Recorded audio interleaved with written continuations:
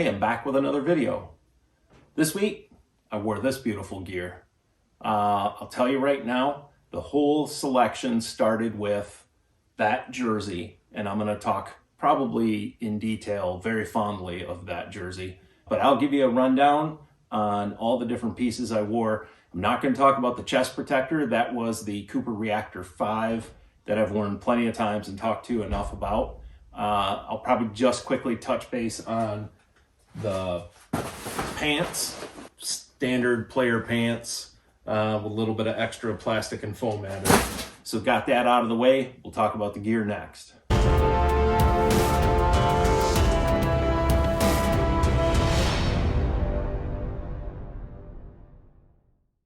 So like I said, we'll start with the jersey. And this is an absolutely amazing jersey from Geeky Jerseys. If you're not familiar with them, I suggest looking them up on the internet, geekyjerseys.com. They make some really cool limited production jerseys, all with certain kinds of themes. But go to the website and you can check it out. This is a Pawnee Rangers Ron Swanson jersey based on the television show Parks and Recreation.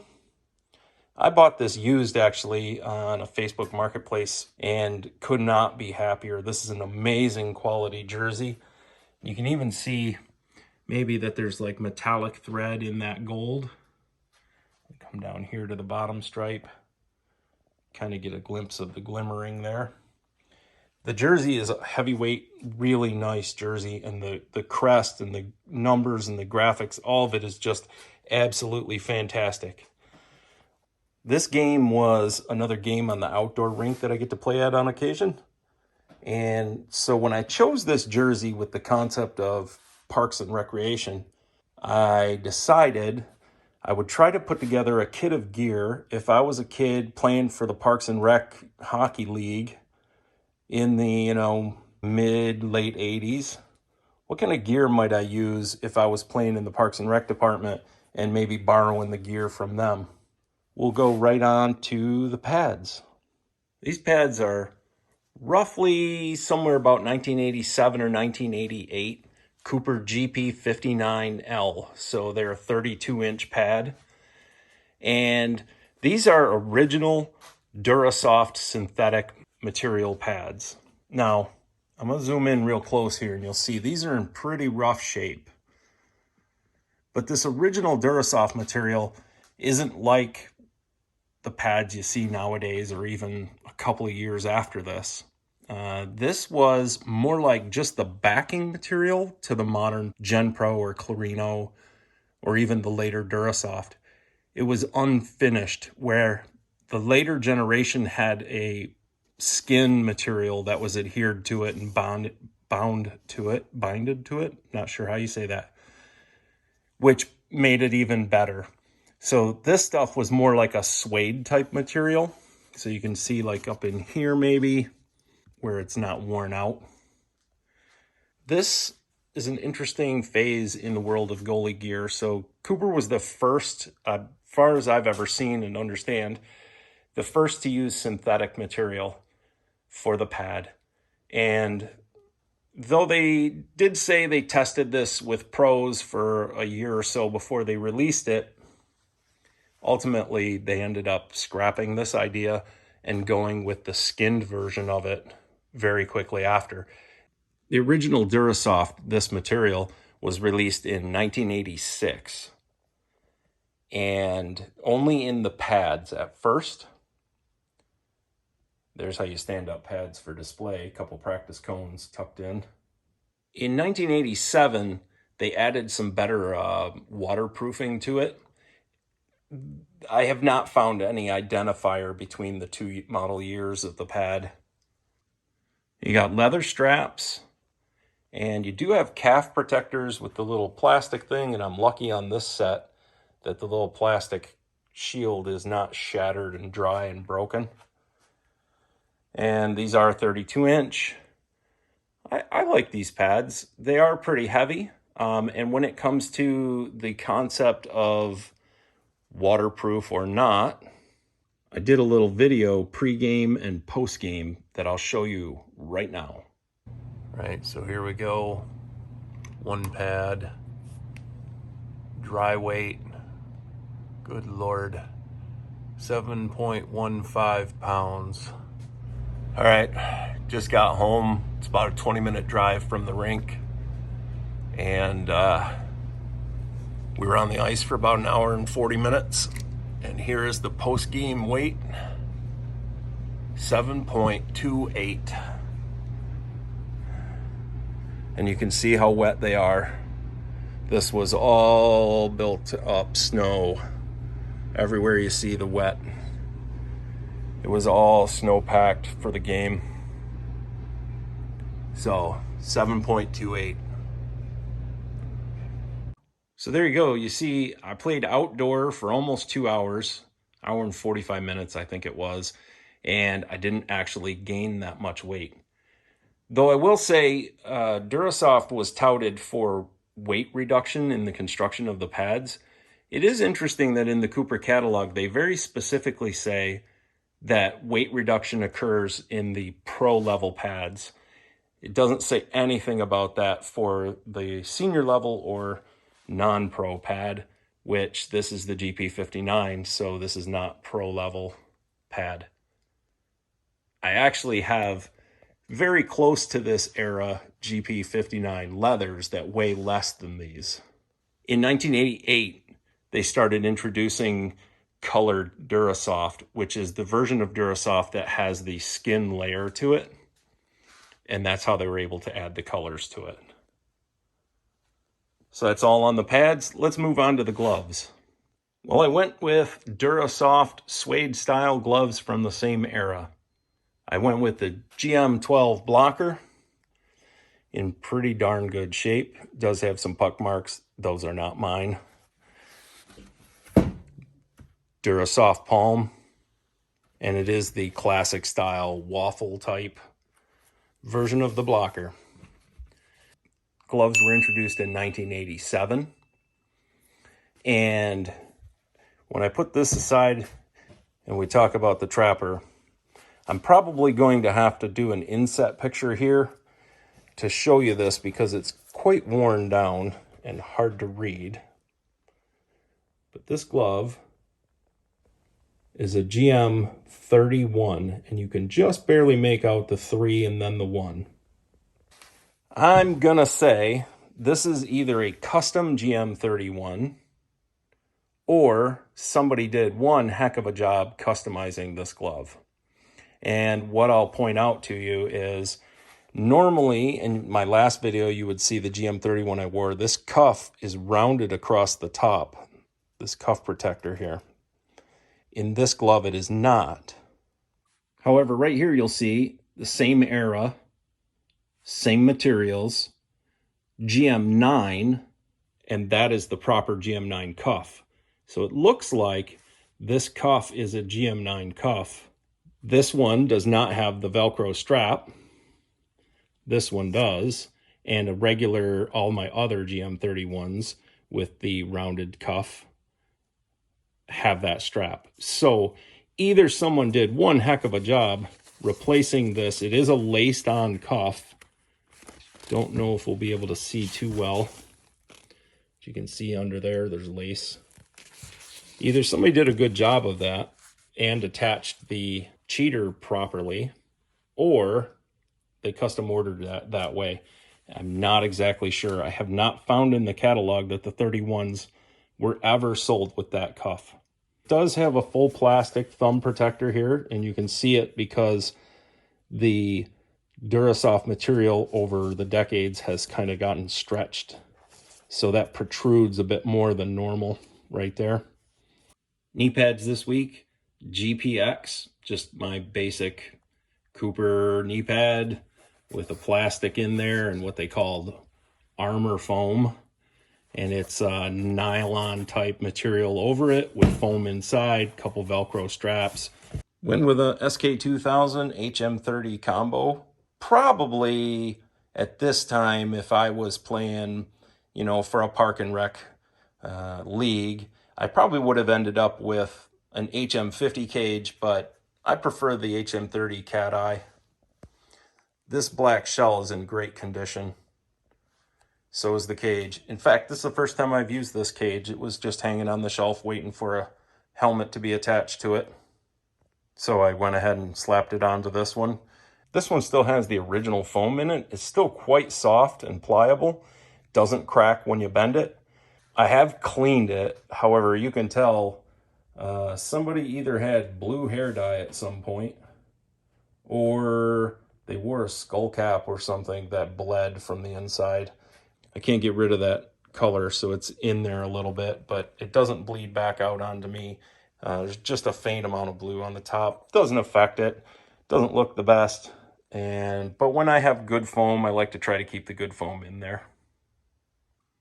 Stick this week, black, white, and green Cooper Super Pro Light. And this is actually a Darcy Wakaluk retail model.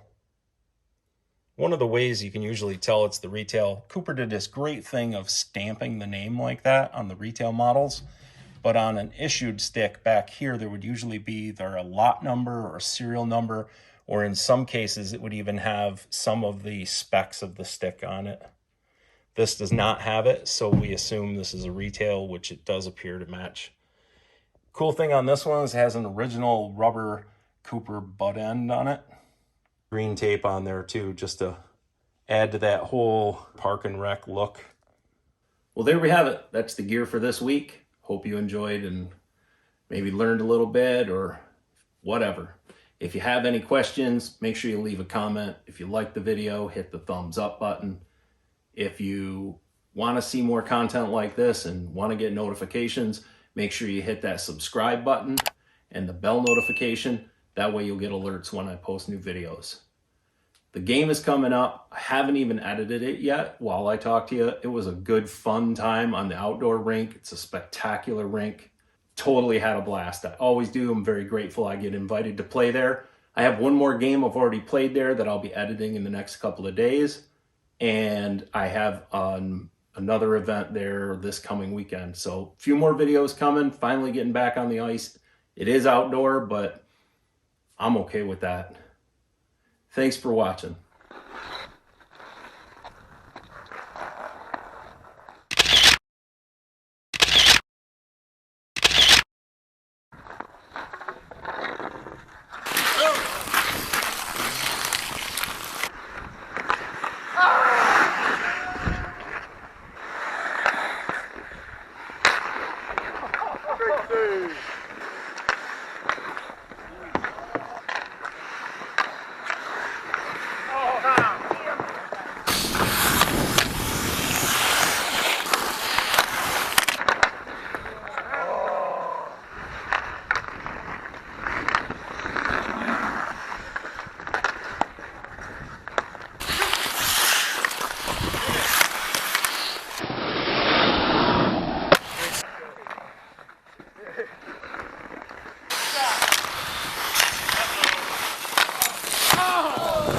Right.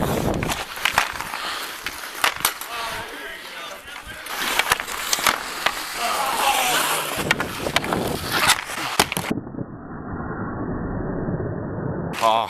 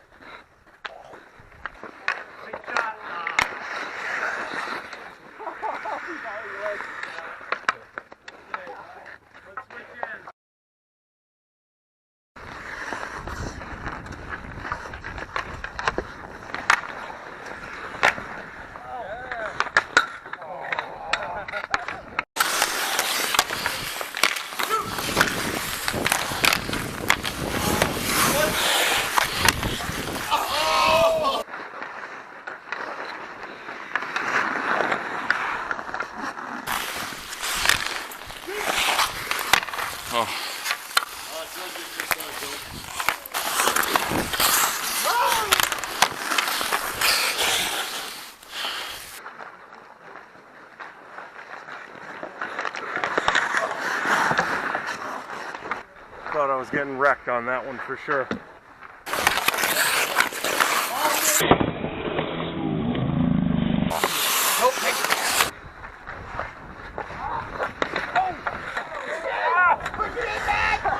No go! Sorry, are you alright?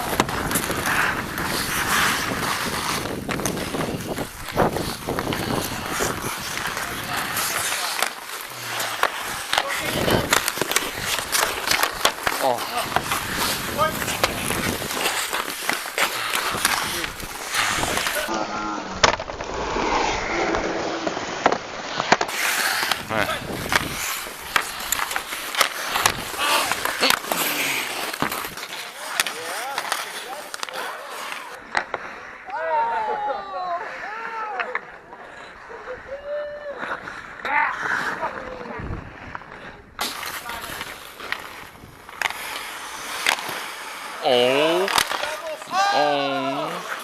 my. He's gonna be so mad that my head was tilted for that one.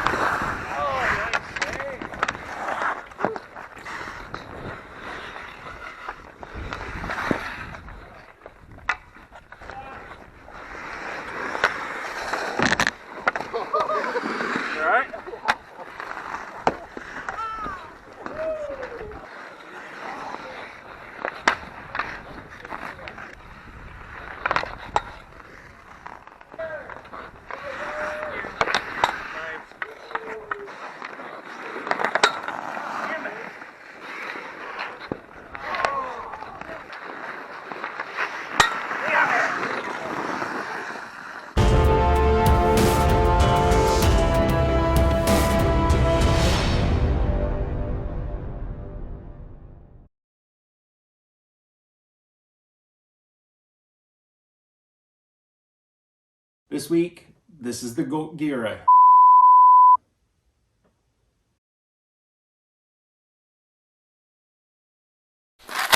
Oh, sorry. Oh, you good? That one rolled.